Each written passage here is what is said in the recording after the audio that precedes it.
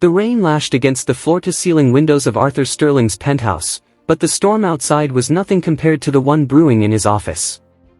Arthur sat behind a mahogany desk that cost more than most people's homes, staring down at a young woman named Elena. She was trembling, holding a stack of legal documents that proved Arthur's latest real estate development was illegally bulldozing a community-funded orphanage. Arthur didn't care about the children, he cared about the 30-story luxury hotel he planned to build on that soil. He flicked a speck of dust off his Italian suit and smirked. Arthur told her that her little crusade was over and that his lawyers would bury her by morning. He leaned back, his voice dripping with a cold, metallic arrogance, and told her she was a nobody from a neighborhood that didn't even appear on his GPS. Elena wiped a tear from her cheek, her eyes shifting from fear to a quiet, terrifying resolve. She reached into her pocket and pulled out a cracked, old flip phone, a relic in a world of smartphones. She told him she was making one call. Arthur burst into a booming, hollow laugh that echoed off the marble walls.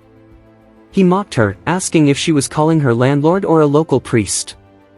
He told her to call whoever she wanted, but warned her that no one on this earth could stop him. As the line began to ring, Arthur's laughter was a jagged edge. He started pouring himself a glass of 20-year-old scotch, still chuckling about the pathetic desperation of the poor.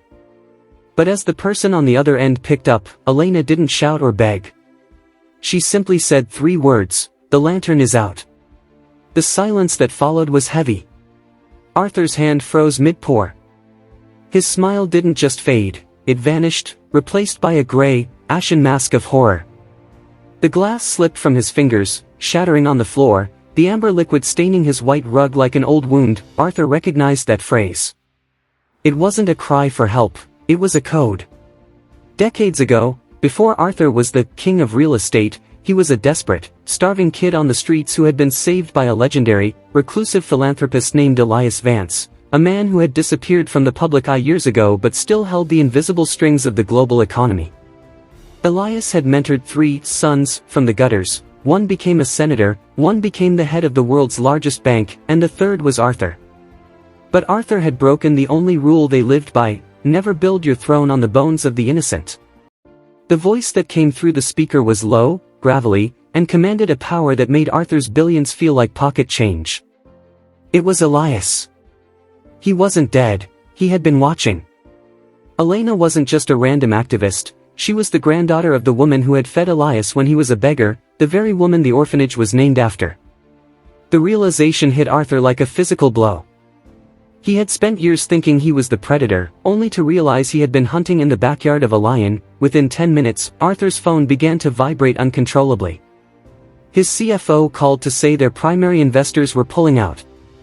His lead attorney called to say he was resigning because of ethical conflicts. The senator called to tell him he was a dead man walking. In one single phone call, the empire Arthur had spent 30 years building out of greed began to liquefy. He looked at Elena, his face twisted in a mix of rage and genuine, soul-crushing regret. He asked her why she waited so long to call. Elena stood up, her voice steady and filled with a grace he could never buy. She said she wanted to give him the chance to do the right thing on his own, to prove that the boy Elias saved was still inside him. The story of Arthur Sterling didn't end with a prison sentence or a jump from a bridge. It ended with a transformation. Elias didn't take everything. He left Arthur enough to live a simple life, forcing him to work as the groundskeeper for the very orphanage he tried to destroy. The man who once wore $4,000 shoes now wore work boots caked in mud. He spent his days fixing swings and teaching the kids how to read. The millionaire was gone, but for the first time in his life, Arthur was rich. He found that the weight of a hammer was lighter than the weight of a crooked soul. The true power of a person isn't measured by who they can step on, but by who they are willing to pick up. Arthur learned that your legacy isn't written in the skyline of a city, but in the hearts of the people you refuse to abandon. As the sun set over the now thriving orphanage, Arthur looked at the old flip phone in his hand and smiled. He realized that the most important call he ever heard wasn't the one on the line, it was the one coming from his own conscience, finally answering after years of silence.